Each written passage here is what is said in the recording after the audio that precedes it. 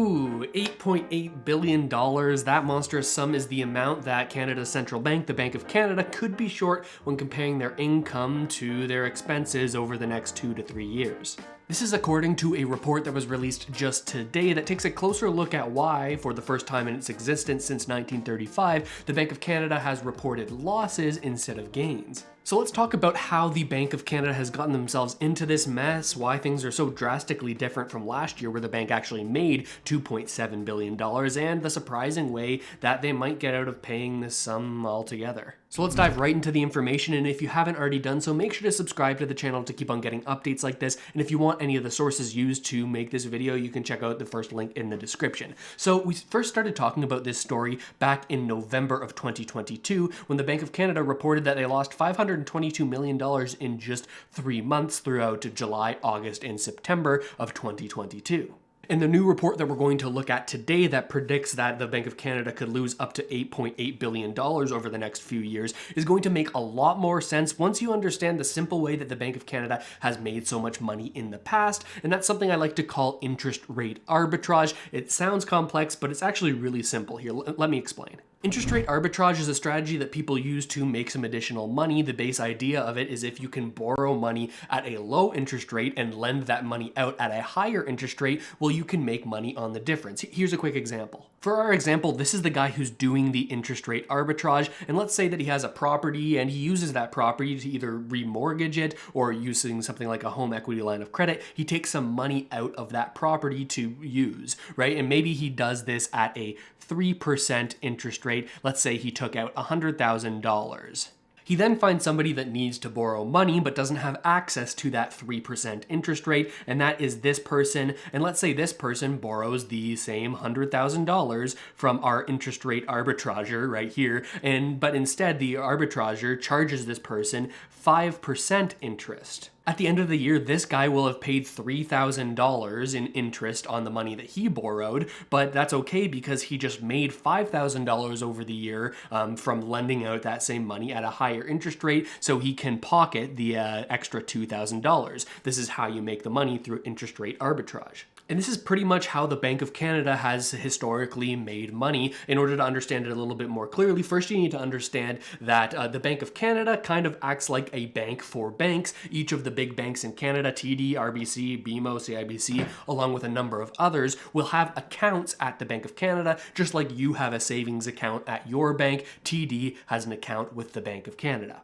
Just like in your bank savings account where you might get paid a small interest rate on the deposits that you have in that bank account, so too does the Bank of Canada pay interest on the deposits of the big banks that they have in their Bank of Canada account. Also, the Bank of Canada will sometimes lend money to these big banks, sort of a back and forth here, but this is where the arbitrage is happening because the difference between the deposits and the loans has historically been 50 basis points or 0.5% of a spread. This is the sort of spread that the Bank of Canada is able to operate this arbitrage. Now, typically because of this spread, the big banks wouldn't keep a whole lot of money at the Bank of Canada because it's not the best deal. Instead, they'd opt to cut out the middleman and just lend and borrow between each other. But this drastically changed at the beginning of the pandemic when the Bank of Canada started something called their Large-Scale Asset Purchase Program, otherwise known as QE or quantitative easing. Essentially, the Bank of Canada said, oh crap, this pandemic is happening, we're worried we're going to go into an awful recession because everyone has to stay home and not work, so we need to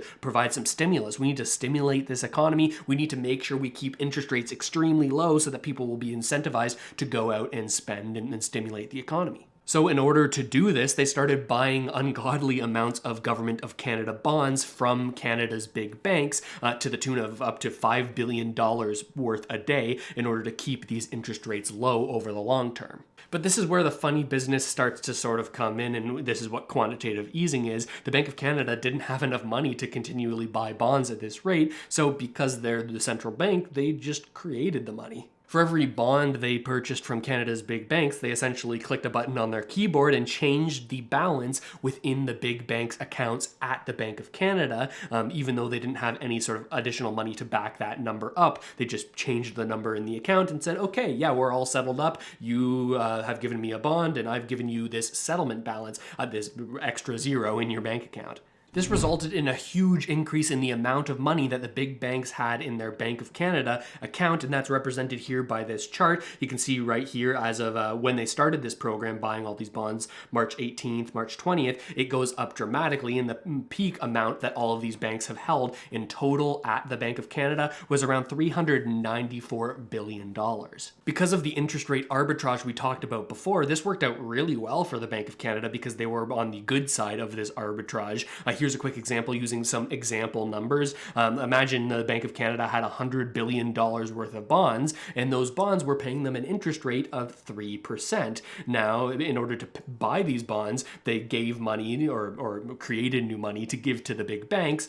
So now the big banks have $100 billion in their Bank of Canada bank account, and they get paid interest on that just like you do in your savings account at your bank. The big banks are getting paid 0.25% interest, and that's where the arbitrage is. This 2.75% difference between what the Bank of Canada is getting paid from the bonds they own and what the Bank of Canada is paying out to the deposits. And this visual shows just how well that worked out for them in the year of 2021. In interest revenue from this sort of arbitrage, they earned $4 billion. Now, they used that $4 billion, of course, to pay the very small amount of interest that they were paying on deposits, as well as staff costs for the Bank of Canada and all of the different expenses that it takes to operate the Bank of Canada. And whatever amount they had left, they gave back to the federal government to the tune of $2.78 billion in 2021. Of course, remembering that the Bank of Canada is owned by the federal government. It's sort of a part of the federal government, even though the government doesn't have any say, or supposedly is not supposed to have any say in what goes on at the Bank of Canada. They're sort of two separate entities, even though they're kind of under the same umbrella of the federal government. Then they realized that they had made a huge mistake, and all of the money that they added into the system, along with some external factors, caused inflation to absolutely skyrocket. And this is something that the Bank of Canada is supposed to control, right? They're supposed to keep inflation between 1% and 3% on a year-to-year basis, and we were seeing inflation up in the mid-sevens. So they had to do something about this, and the way that they are choosing to fight inflation is by raising interest rates dramatically quickly. You might have heard of how expensive mortgages are, or how quickly mortgages are getting more expensive because of the Bank of Canada's interest rate hikes. But this is where they start losing money, and losing money fast, because instead of being on the positive or the benefit side of this arbitrage, now they're on the other side of it, because instead of having to pay 0.25 interest on the deposits in the Bank of Canada, well, now that no longer exists, and as of today, the Bank of Canada pays 4.25% interest on those deposits because they've had to raise rates so quickly, and now you can see there's this arbitrage between the 3% interest and the 4.25% interest that they're paying out compared to what they're getting on their bonds. And this is where today's new report comes in from the C.D. Howe Institute, where they've tried to take a closer look at this and project out how much money the Bank of Canada is going to lose in this way, and for how long they're going to continue losing money in this way. And we can see it in this first paragraph here. They say our projections suggest that bank losses are likely to continue until late 2024 or 2025, with peak losses in the quarter that we're in right now, Q1 2023. In this scenario, losses will be between $3.6 billion to $8.8 billion by the end of 2025. Interestingly, the thing that determines whether or not they're going to end up owing on the low end $3.6 billion or on the high end $8.8 billion, the one thing that's going to impact that is actually under the control of the Bank of Canada, and that is how high they raise interest rates. Take a look at this. They say if the Bank of Canada needs to raise interest rates all the way to 5% rather than 4.5%, then the total losses rise from $5.7 billion to $7 billion. And if they were to go even farther than that, to 5.5, well, that's how you can get closer to that $8.8 billion mark.